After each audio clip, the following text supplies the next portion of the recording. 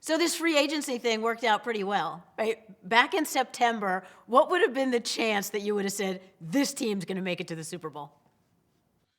Well, I think in September, I didn't obviously realize I have enough experience to know it's not that easy. Let me say that there's a lot of things that go into getting to this point in the season, and it's a lot of hard work. It's a lot of effort. It's a lot of doing the right thing on a consistent basis. So I every team at the beginning of the year has expectations to, be the best they could be. And whatever that means, some teams are at different phases uh, of competing. I think we all felt like we had a team that could compete with anybody.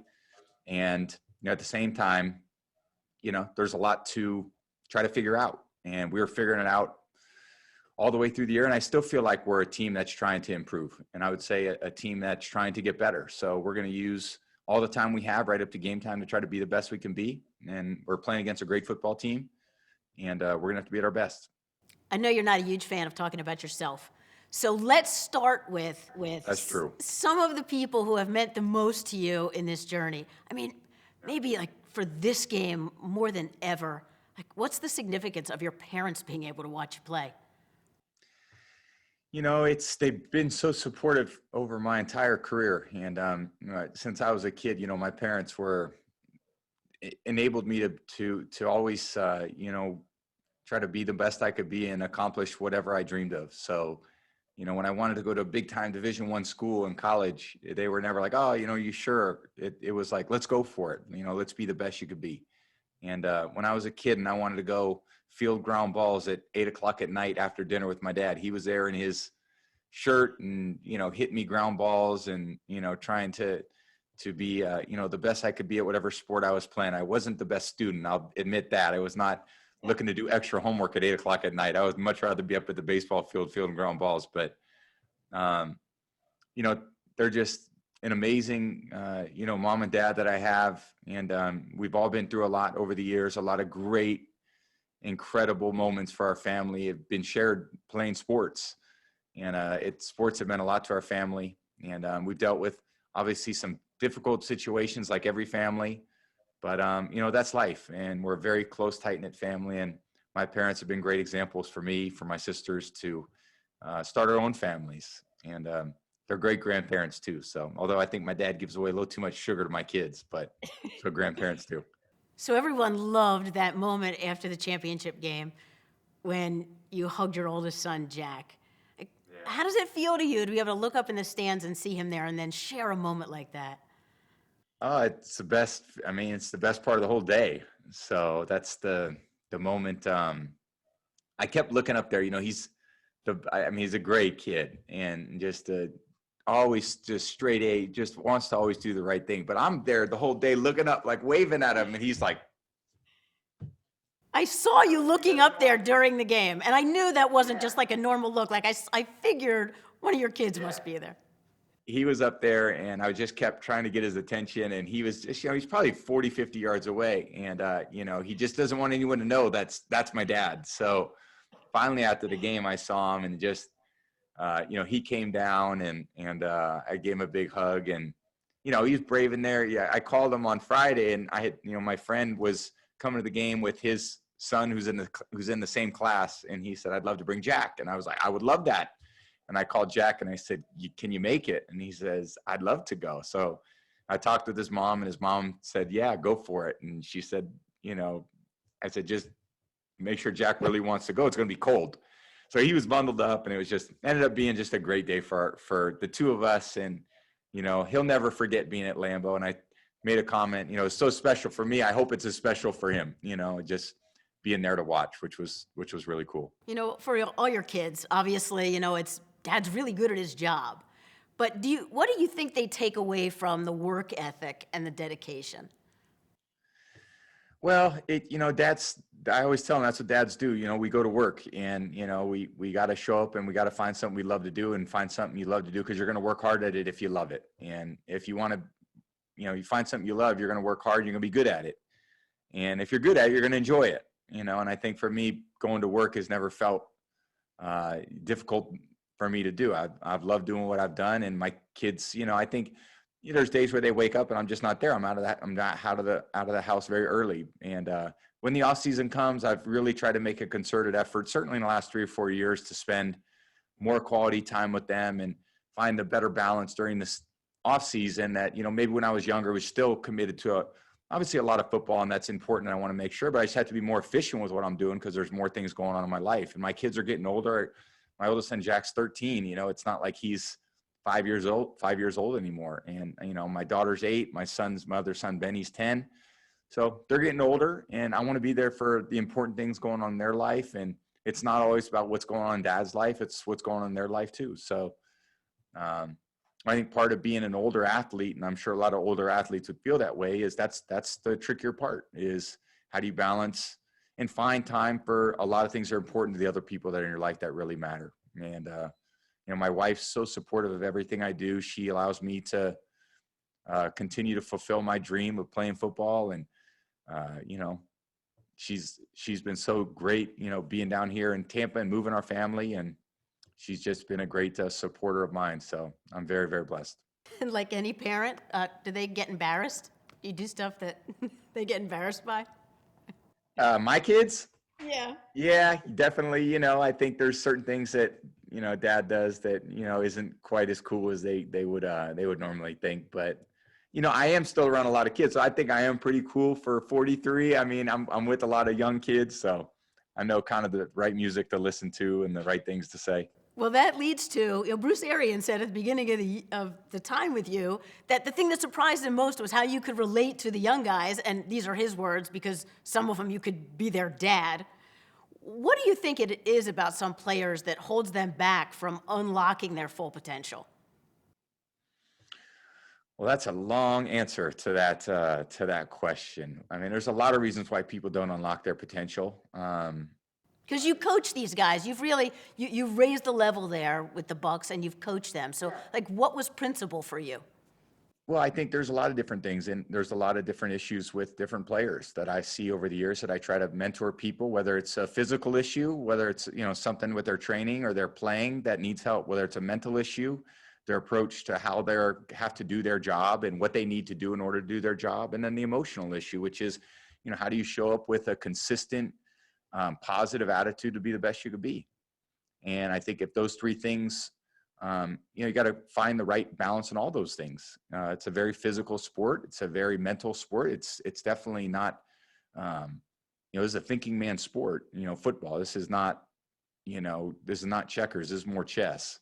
And it's very emotional. And over the course of 6 months, there's a lot of emotion you have because you're still living your life. This isn't like, oh, just put my life aside. This is your life. So I think mastering those three is what's really important. And some people struggle at different things.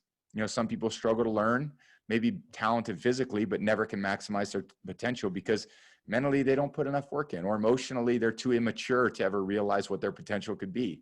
So they make poor decisions, and then poor decisions over time, of course, don't allow you to be the best you could be. So part of that, and again, being an older player, is to mentor people on what I think I see in them and what they can become themselves. It's still a really fun thing for me to be able to do.